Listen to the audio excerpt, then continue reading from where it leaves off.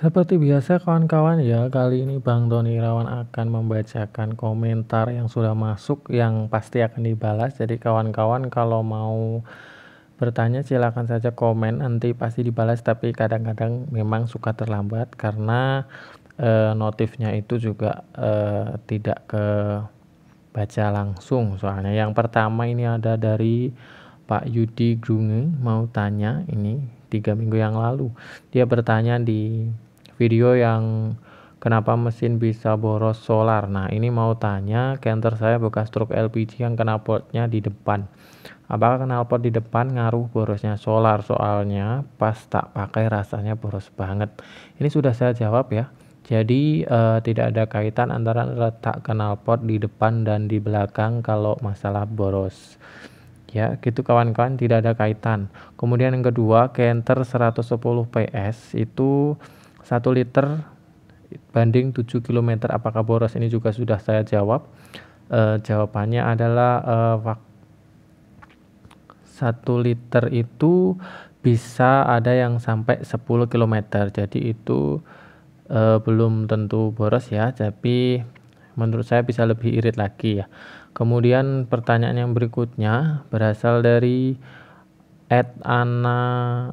@Anasirot 1865. Mas, mesin saya juga seperti itu, keluar solar tim manifold X atau buang ya, terus di solar balik yang dari nozzle nggak ada keluar solar. Ini juga sudah saya balas. Dia nozzle yang tidak berkabut, jadi penyebabnya adalah nozzle-nya sudah tidak berkabut atau yang dibilang ngencing itu, jadi akan membekas di manifold buangnya. Kemudian pertanyaan berikutnya dari @autoroadchannel 1443. Mas Tony, mesin saya di bagian overflow solar pada mesin overflow solar pada nozzle-nya hanya nyiprat aja, gak mau ngalir. Jadi di sini memang kalau kita dia bertanya normalkah itu solar terasa sangat boros, apa yang perlu dibenahi? Itu nozzle baru tekanan 130.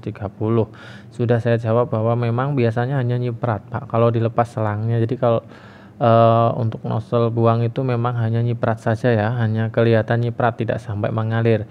Berbeda dengan overflow yang ada di bospom, dia akan mengalir tetapi tidak mengandung udara, jadi sehingga dia murni solar yang mengalir. Pertanyaan berikutnya dari @user MP4CE1ZT8K ring kecilnya. Ini pertanyaannya kurang jelas, jadi saya sudah menjawab.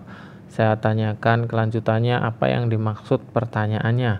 Kemudian berikutnya pertanyaan dari @edi suhendi L5M.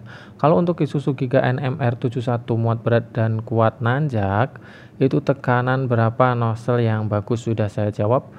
Dibuat 170 kg farad per cm kubik. Kalau nozzle testernya itu yang pakai satuan tekanan PSI sama bar, saya kurang paham ya Pak. Yang saya maksud 170 itu untuk yang pakai satuan tekanan kilogram farad per cm kubik. Jadi tester saya menggunakan yang satuan tersebut.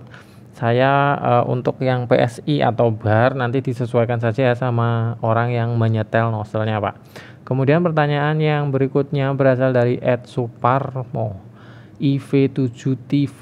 Ya ini Om, kayak gitu yang di garasi, belum sempet ngecek nozzle-nya. Sudah saya balas juga. Oke, dicek saja di bengkel terdekat. Biasanya nggak mahal, jasanya sekitar 100.000 sampai 150.000. Itu data pada Juli 2024 ya Pak. Nanti disesuaikan daerahnya. Kalau di Jawa Timur harganya hanya segitu. Baik, buat kawan-kawan yang pengen bertanya langsung saja tulisnya di komentarnya. Nanti kalau notifnya masuk akan segera saya balas secepat yang saya bisa. Terima kasih, sampai jumpa di video yang berikutnya ya. Wassalamualaikum warahmatullahi wabarakatuh.